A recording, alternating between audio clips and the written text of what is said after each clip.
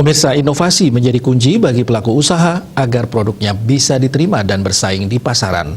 Prinsip itulah yang selama ini diterapkan Wayan Karmen, pemilik usaha kerajinan keben Sokasi dengan brand Sekar Madu. Ia berinovasi dengan membuat produk Sokasi yang bisa tampil beda dengan produk Sokasi perajin lainnya.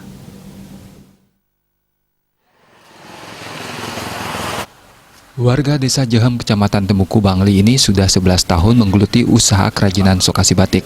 Sebelum terjun ke usaha kerajinan Sokasi batik, Karmen sempat bekerja sebagai karyawan hotel. Karena terkena PHK, ia akhirnya memilih pulang kampung.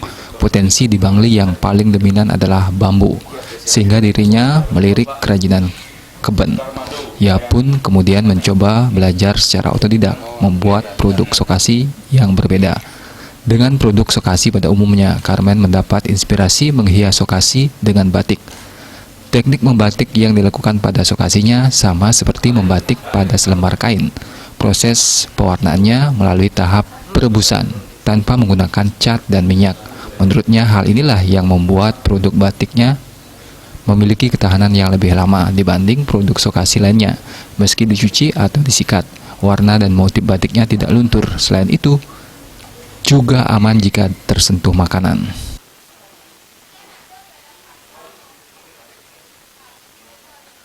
Setelah kena PHK, yang pulang kampung, kebetulan di rumah nih dia udah berpikir nanti kalau pulang ke rumah apa sih yang dikerjakan gitu. Kebetulan yang lihat potensi di Bangli yang paling dominan, paling banyak ya tersedia bahan yaitu bambu, sehingga dia melirik kerajinan keben. Mengawali kerajinan keben ini memang dia belajar otodidak dengan teknik membatik. Awalnya seperti ini ke Astungkare, setelah dia menjalani sampai saat ini hampir 11 tahun usaha kami bisa berjalan. Seperti biasa, walaupun saat ini dalam kondisi pandemi, ya ada aja order yang saya kerjakan. Dari aneka motif batik yang selama ini dibuatnya, motif yang paling laris di pasaran yakni motif rangrang dan geringsing. Motif tul-tul juga jadi favorit karena terlihat antik. Supaya konsumen tidak bosan, ia pun terus berusaha menciptakan motif baru. Selain Sokasi keben, ia juga membuat produk anyaman bambu dengan hiasan batik lainnya seperti kepe, ebek, tempat bunga, dan tas. Selama ini produk buatannya banyak dibeli pengumpul. Untuk pemasaran, Karmen mengatakan saat ini lebih banyak dilakukan lewat online. Ia pun kerap menawarkan harga menarik bagi yang berminat menjadi reseller produknya.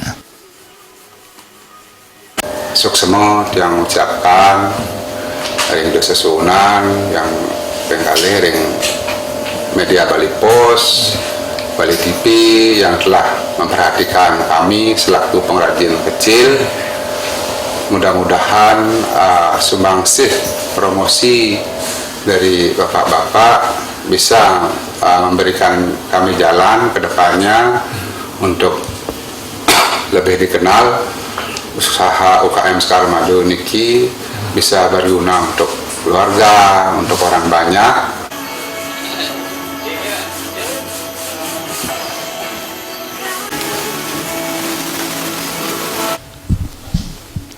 Sebagaimana pengusaha lainnya, Karmen mengaku cukup merasakan dampak pandemi COVID-19.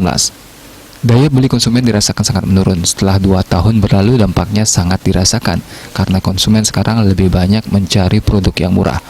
Meski demikian, sampai saat ini ia tetap bersyukur sebab produknya masih laku di pasaran dan masih ada saja pesanan yang datang.